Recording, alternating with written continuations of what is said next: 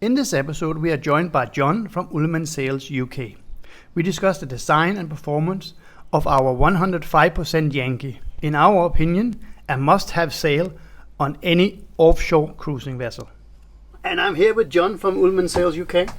Good afternoon. Who did a bit of sailing up. We went to St Kilda, we went to Orkneys and Shetland and all that. And then we realized that our headsail, we have a 135% headsail. Very, very easily that got too big. So we wanted something a bit smaller. And that's why we came back to you. We wanted like something like 105%, but also something that if the wind picked up, we could reef it and it will keep the shape. And you came up with this amazing Yankee sail. This is the best investment I think ever. We use it so. I remember when I sent you the design and showed you it, and you looked at it. Yeah, that looks all right. Pretty good. Are you sure? I went, well, yeah, that's what I think, and that's great to hear. But that's really, really a very verticalized sail, and also, it's 105%, yeah. But even if it gets, let's say, a little bit small, we can put up our staysail as well. Yeah, that fills the gap below, and then we have two headsails. It's really, brilliant sail for this boat, I think. Yeah. Well, I mean, isn't it? It's actually talking through about it and trying to understand what we're trying to achieve. Yeah. Was that with this boat you've got, baby stays and other stays and this, that, and the other. So just even getting the sail around from one side to the other is not an easy thing. And also, because you're doing sort of Atlantic, so big sea sailing stuff like that. That having that Yankee, getting that clue up, and stopping all the seas you've got underneath, and so gives you great vision, and actually it's a relatively easy sail for hopefully the guys that are sailing the boat as well, that they can with the winches and everything, you're not having to pull absolute monsters of sailing. But then I don't know, because I hadn't had a chance to ask you, but I mean, did you use it much for sort of poling out downwind? And we used it. It's a brilliant sail for pole out. Yeah, we used it actually when we went across the Atlantic. We did across the Atlantic in just short of 13 days, and we used white sails all the way.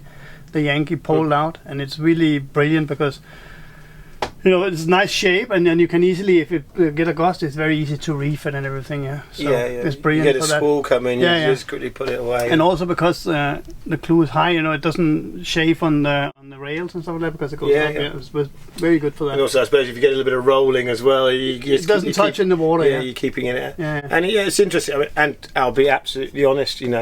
We did another boat that does a sort of some stuff a bit like you do, but they've just given up now. And interesting, it was them that originally said to us about this is sort of the size of sail we use when we go out there, and again that's our we're using our knowledge, picking it up from other stuff that we've done, and hopefully that then filters out. And exactly the same for that type of sailing or going across, it's just nice and manageable, and the boat's balanced because the mainsail is pretty much the same size as the Yankee, roughly in area. Very good. So then it creates a relatively balanced sail plan for you to go across. It's very good, and also Natalie, she loves the design of the how he did it. I don't know if you can talk a little bit about it. It looks very sexy. Oh well, as long as it looks sexy, then it's fine. It's very good. It's very nice. That's it. There's some really lovely details on it. Like you have the leech line, because the clue is high, you can't reach the leech. So we've done the overhead leech line all the way down to the front. It's brilliant, brilliant detail. Yeah, there. It's very good. And again, it's that sort of said. I think we've probably got the leather, the clue, and stuff and things So that again is just those small details, and that is the difference. When people are building sails and this, that, and the other, and up to what level you're going to build. I said, that again, it was all Dyneema webbing, so everything's held on. But we'll leather the clue of the sail, so that basically again, it's firstly it's giving a little bit of protection from clanging it against the mast and things like that. But basically, again, it's a nice feature as well to give to it. The patching and everything that you probably talked about, which makes it all look quite. It's all radial patching rather than just There's two types. You can have block, or you have radial, and it's just that little bit extra that goes into it that just hopefully gives that bit of extra support, makes it last, and then the UV and everything that the cover we put on it, that's an acrylic canvas UV. Again, those type of products basically give you that longer standing life in the sun. So that one was stitched with what we call Gortonara thread, and that's actually guaranteed for 10 years against UV, because generally when you see a sail when they get older, the first thing that actually fails on a sail, on a furling, type sort of thing, is actually the stitching. All right. Yeah. So literally the stitching will go first, and that's the bit that rots first, and the sail will come to the loft, and the guy said this, and we generally would probably overstitch that, restitch it, and usually that gives you a hint that basically probably within the next couple of years the UV, then that's when it's probably coming up for replacement. So with this, with knowing that the boat's going out to hotter climes, doing that, we'd then go, it's a little bit more expensive, but by putting the Gore thread in it, we know that basically that will last you the lifespan of the UV strip on the sail. But when you do a sail, it's mainly the labor that is a big cost, right? Yeah, generally. I don't think using a top of the range thread is going to add a lot to the cost, right? No, I mean for that sail there was probably about 200-ish pounds for it's a bit the Gore thread's a bit harder to sew with actually. It's quite slippery, so sometimes you have to really get the machine, you have to re-tension machines and everything to get them to so, but at the end of the day, over the price of the whole sail, absolutely. And then the fact is, if that had to be overstitched in the meantime, the cost for it to be overstitched would far outweigh the initial cost of having it in the first place. So, but as a general with the sails, most sailmakers, I mean, some of them probably can get a little bit better deal on cloth than others, but as a general, the prices, the cloth that we all buy, it isn't that dissimilar. Across. So it is the labour that goes into building the sail that generally can be where the cost is, and likewise the fittings that we're using. Are we using Dyneema webbing, or are we using just polyester webbing? Are we using acrylic canvas type UV protection, or are we using a slightly lower level?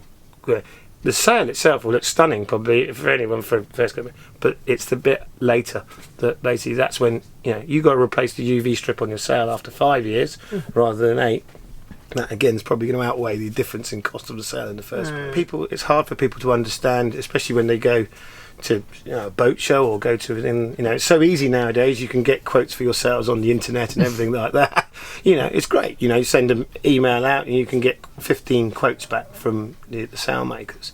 And actually, I can tell you, because I was there, you read all those quotes and they all look exactly the same. It's got the same cloth, it's got the same size, But actually, what I would say to anybody is that do your homework, find out about it, but actually speak to the guys. Don't just sit on the internet and look at the prices. Like for like, no. No, I mean definitely there's a huge amount of that's not like for like, and it's almost nigh on impossible explaining it within a quote. We also do joke that how many people actually read more than about 3 or 4 lines of a quote. I mean it is very much nowadays. It's that sale. It's that the price is that. I mean, and that we've all got to that these days. Everyone's a bit fast about everything nowadays. We haven't got time to go through everything. But I think generally, as you go through this, when it's actually the person you're dealing with. I think as much as anything helps, gets you what you want. And actually, if they ask you questions rather than just give you a quote. They ask you questions of what you're doing with the boat, what's happening with it. That in itself is really good because they're trying to create a picture to understand what they should be supplying you.